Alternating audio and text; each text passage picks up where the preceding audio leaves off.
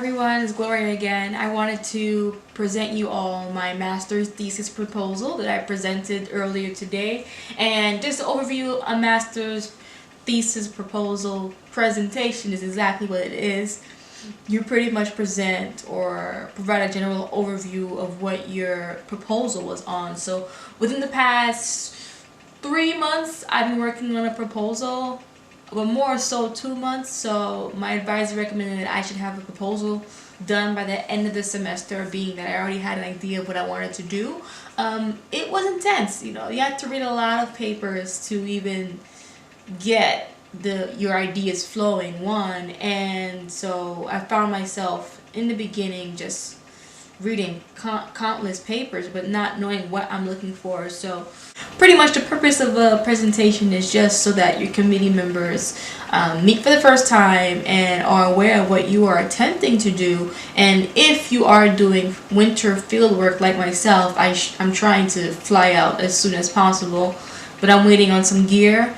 So it kind of helps you to kind of get an idea of what they think of what you're thinking about, if that makes sense. So a component of that, you're going to get feedback, you're going to get asked questions, and it is assumed that you did enough research about what you're interested in and what you want to do research on. And some of the methodology, although they don't expect you to have that sorted out all the way in the beginning, but it's assumed that it's kind of like a qualifying exam, like you really go in and discuss what you're talking about or interested in researching, and you just get asked a bunch of questions about what it is that you have researched on in order to be qualified to even continue and conduct your research and publish once you're done. And so we chose today because it was the only available day. So one issue about that, you have to find a time so that all your committee members are available, and sometimes they don't coincide at all, but luckily for me they did, and let's get into it.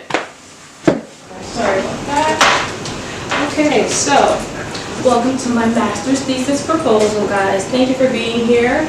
And I guess this presentation is going to serve as a means to just provide a general review of what was presented in the proposal. So for the working title for now, we've chosen Trees for Health, a comparative analysis of community development through agroforestry. And the outline for today, we're going to start off with a bit of opening statement and get into the background information, then the components of the study, and then end up with some expected outcomes for the study. Okay, so first, sources of funding for this project so far are from the Bill and Melinda Gates Foundation, which allows me to study here for the next 5 years. And for the winter break, I was lucky enough to obtain an engaged Cornell grant, so that should be a great experience. Just get me started at least.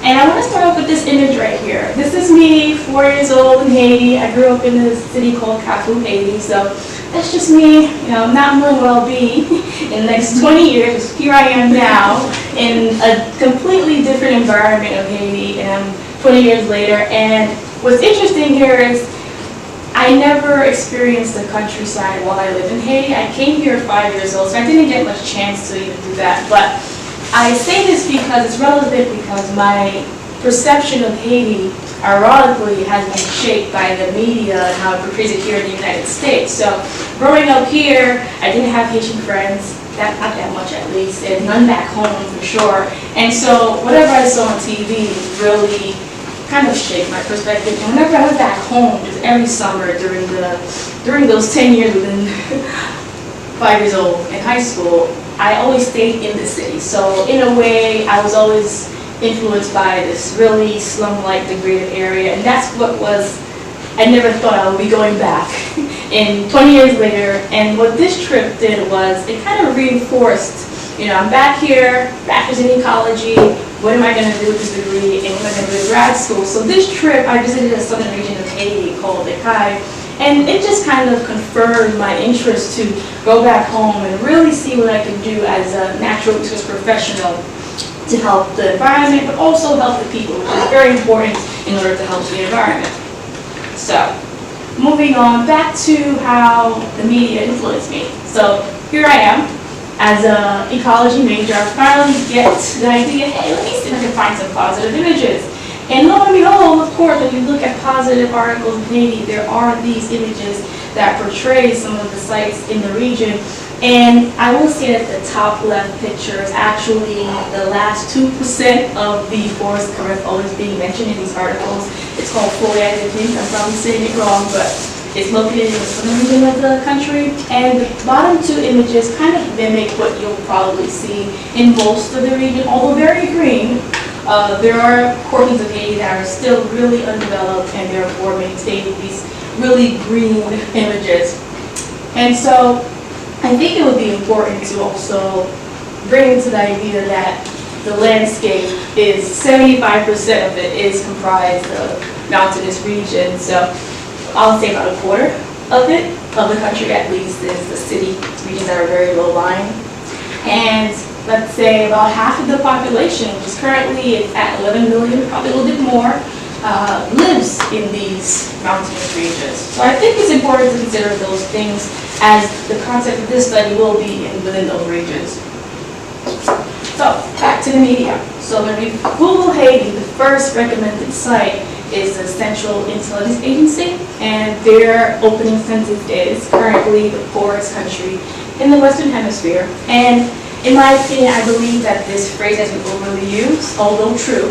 I do think that it's something that needs to be changed, and I do also believe that because Haiti is so, I guess, close in terms of proximity to the United States, it is perhaps the only country within its distance-wise that is dealing with such issues all year round, and since its independence.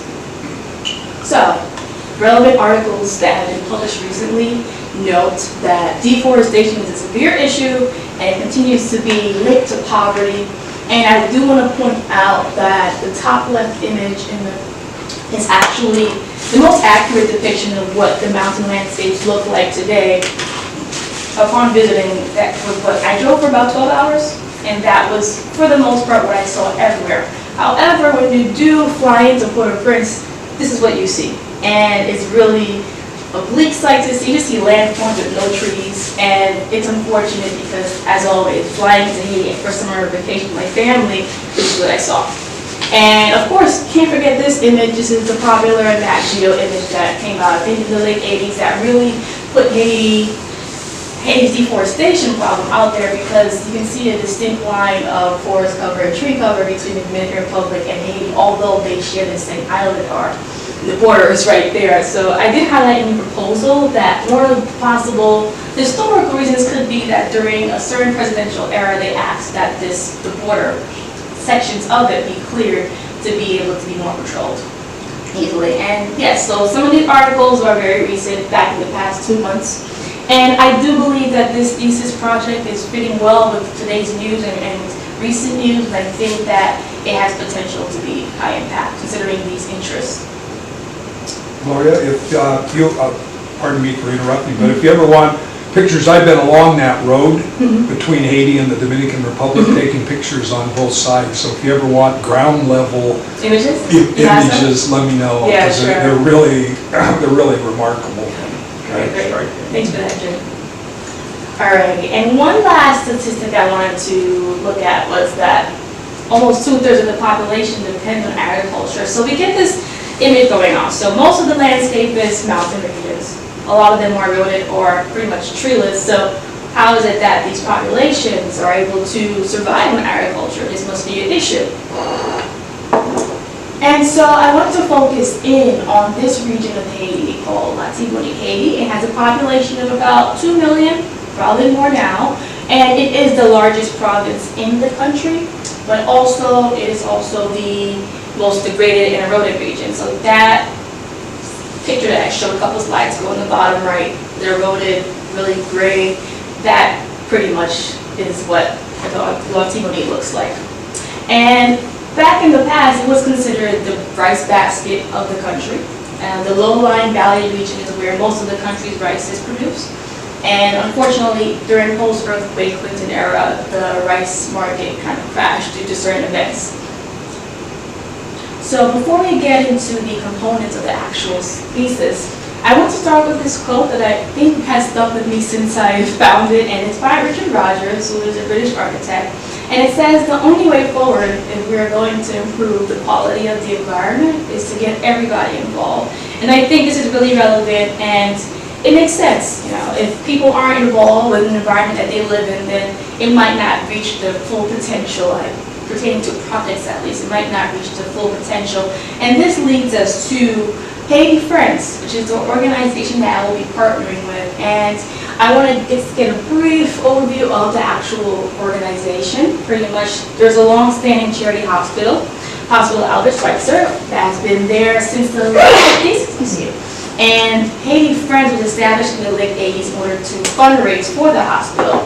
But what they did not know is that they would receive a huge donation from a friend that would ask them to focus on implementing some kind of forestry program. And what it is today is the Haiti Tree Reproduction Program. And what you see here, the images are just one cohort or a couple of cohorts that came together for the actual shots. But I want to also look at the bottom here. It's what we call a kombi. A kombi is a Creole word that means coming together as a community and going toward or trying to pursue a specific goal in hopes of helping each other.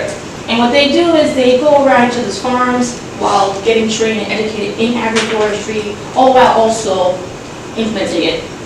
And what you see here to the right is some of the nurseries that they have around the region near the hospital. And moving on to the details of the agroforestry program. Again, it's the Haiti Tree Reintroduction Program. And before that, I just wanted to get into the definition of agroforestry as defined by the Food and Agriculture Organization of the United Nations. Sorry about that long line. And it is defined as a dynamic, ecologically based, natural resource management system that, through the integration of trees on farms and in the agricultural landscape, diversifies and sustains production for increased social and economic and environmental benefits for land users at all levels. Pretty long definition, but really captures the definition of agroforestry in my opinion from what I've read. And so agroforestry is a major component of Haiti Friends, and this component was established in 2006 by a then PhD student from Berkeley who now lives in Haiti and continues to do related work. And the program focuses on the education and training in agroforestry in order to improve the livelihoods of those that it serves, while also improving the ecology of their environment. So, since 2006, there have been over 8,000 participants, and they've all been trained and continue to implement agroforestry on their usual farming lands. And there have been claims that there have been lower rates of mudslides and crop failure and increased crop yields, whereas communities that are not participating seem to have the opposite effect. So, moving on to the problem statements. 1. Sprinkle suggests that Haiti's development is inextricably linked to this reforestation success. And I must note that I did gear towards her work because she was a PhD student that established this model. So in the beginning, I thought it was a really big statement to make because I didn't quite agree with it until I delved deeper. And one other paper mentioned that in developing countries, deforestation drives poverty, and that there are numerous benefits, but there seems to be a considerable gap in its adoption in these countries. This is the case in Haiti. How come a solution that could solve 2 of the major problems such as malnutrition, poverty, actually 3, and deforestation is not being discussed, not being implemented, and this is where natural resource professionals should come in, like myself and everyone here, and attempt to see how this can be programs like H-Trip can be evaluated and see how it impacts the livelihood of those that practice. Alright guys, so as you can see, the camera shut off or stopped working after like 12 minutes, and that's because I'm renting a camera from my school's library, and they have the cheap 16 gigabyte SD, whatever, what do you call those? The SD drive or SD sticks. So it's only 16 gigabytes, and with that, it's slow, and therefore it can't really record a full 30-minute hour-long video. So I thought I'd just come back with this section to just go over what happened after that. So I just continued my presentation. I think it'll be good for me to just show you guys what I did in terms of what I presented, because just in case anyone is interested in seeing how I presented or what I presented. So I'll just get my laptop open, speak about the slides that I'm referring to, and then just insert the slides in the actual video. So just to recap, it was opening information, background information, then some statistics, and then we look at the context of the study area within the country. Just note that it is important to include the conceptual framework that which you are using to, guide you for this study. In this case, it was the sustainable livelihoods approach, and I'll talk more about that later, how the outcome of the presentation went. Next, I just went into more detail about that, create a little cute Venn diagram. Next, I also noted how we could use this framework for an agroforestry study in Haiti. And then I just looked at some literature review themes that I got from the preliminary literature review. And beyond that, some more diagrams, the objectives. Then I went into the research questions and then discussed the hypotheses, and then the methodology, and lastly the expected outcomes. I also found it really fit to also have a slide that presents the courses that I'm taking this semester and next semester as suggested by my advisor, just so that the committee members can see what I'm doing for the next academic year. Because with this program, there's not a course requirement. There's one course requirement that's just a seminar, and beyond that you're free to take however many credits you wish. And therefore we generally, for the masters, you only take courses in your first year, and then for the second whole year you're doing your field studies and writing up your thesis. So very convenient. I want to talk about what happened after the actual presentation. So we just talked about the main things that I talked about, of course, and one of the most important things that was said was that the framework that I chose to kind of frame this study was too broad, in that it covers so much within this complex system that for a master's it perhaps won't be something that we can do within 2 years. And actually what it really is you need something that you can collect data for at least for a maximum a year. And that way what that gives you is you're working on your research from, let's say, mid-October until mid-October of your next academic year, and that makes a year of actual research. Beyond that you're just writing up, and that's what it typically is. And so yeah, so we are discussing other frameworks. What else was there? And trying to see how my fieldwork in the winter could be informed by the frameworks that we talked about. Because what they mentioned was often you might have a framework in mind, but when you actually start doing the methods or actually get to the field or the site that you'll be studying, things just change and you almost end up not even doing that framework or implementing that framework. So that was pretty much it for the presentation. I'm sorry that it cut off, but at the end when everyone left, I asked my advisor how I did, and she said that I did excellent, which was great to hear because, as I mentioned earlier, I may have mentioned it before, I speak really fast. English is my second language. I am from Brooklyn, New York, and so there's times when my words just rumble and you don't know what I'm saying. So that's one of my weaknesses that I hope to overcome in grad school, and I think I'm doing a way better job or really improving my speech, but it comes with time, and you guys may spot that when I'm making these videos that I do rumble or ramble, whatever you call it, but it just keeps going on and on and on to the point where I'm not pronouncing the words correctly, or it just sounds like I'm just slurring my words. And that was it.